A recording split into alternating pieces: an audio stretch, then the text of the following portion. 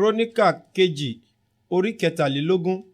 Àti lé ọdún keje, Jehoiada mú ọkàn le, ó sì bá àwọn olórí ọ̀rọ̀ ọ̀run dá májẹ̀mú pẹ̀lú, àní Athaliah ọmọ Jerohamu, àti Ishmaeli ọmọ Jehohanani, àti Athaliah ọmọ Obedi, àti Maaseiah ọmọ Athaliah, àti Elishafati ọmọ Sikri.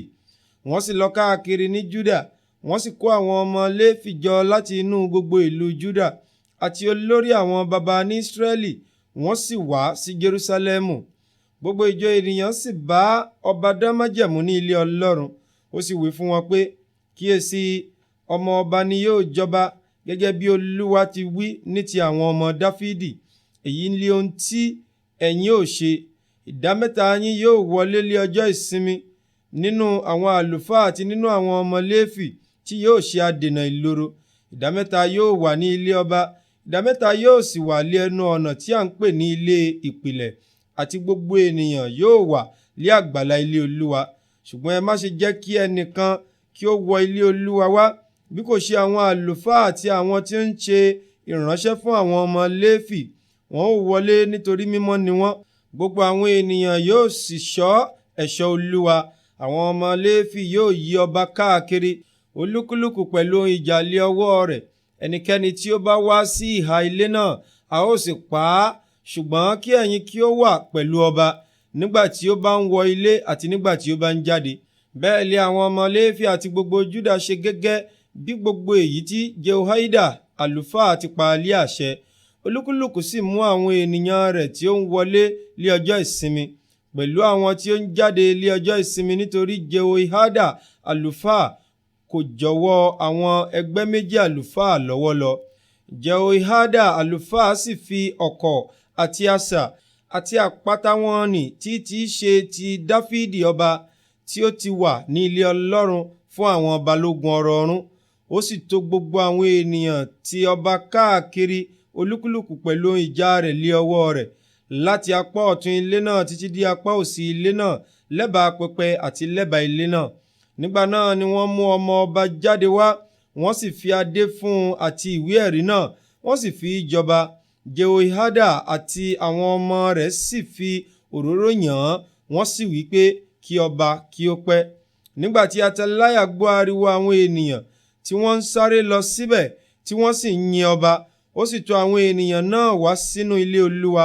Ó sì wò sì kíyèsí, ọba dúró ní ibùdúró rẹ̀ lé ẹ̀bá ẹnu ọ̀nà, àti àwọn balógun àti àwọn afúnpè lọ́dọ̀ ọba, àti gbogbo àwọn ènìyàn ilẹ̀ náà sì yọ̀, wọ́n sì fún ìpè, àti àwọn akọrin pẹ̀lú ohun èlò orin, àti àwọn tí ń kéde láti kọ orin ìyìn. Nígbà náà ni Athaliah fa aṣọ rẹ̀ ya, ó sì wí pé, ọ̀tẹ̀, ọ̀tẹ̀. Nígbà náà ni Jehoiada àlùfáà mú àwọn olórí ọ̀rọ̀ ọ̀run, àní àwọn olórí ogun náà jáde. Ó sì wí fún wọn pé, ẹ mú jáde kúrò nínú ilé sẹ́yìn àgbàlá. Ẹnikẹ́ni tí ó bá sì tọ̀ ọ́ lẹ́yìn ni kí a fi idà pa. Nítorí àlùfáà wí pé, ẹ má ṣe pa á nínú ilé Olúwa.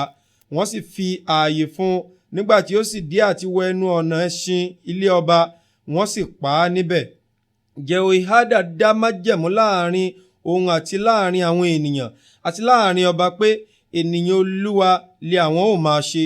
Gbogbo àwọn ènìyàn náà sì lọ sí ilé Baálì, wọ́n sì wó lulẹ̀, wọ́n sì fọ́ pẹpẹ àti àwọn ère rẹ̀ túútúú, wọ́n sì pa Mátánì àlùfáà Baálì níwájú pẹpẹ.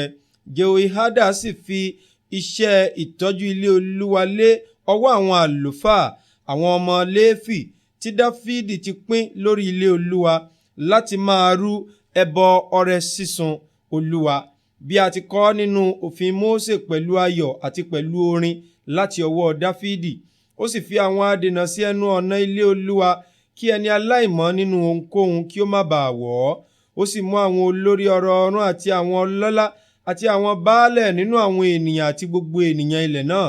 Wọ́n sì mú ọba sọ̀kalẹ̀ láti ilé Olúwa wá, wọ́n sì gba ẹnu ọ̀nà gíga wá sínú ilé ọba.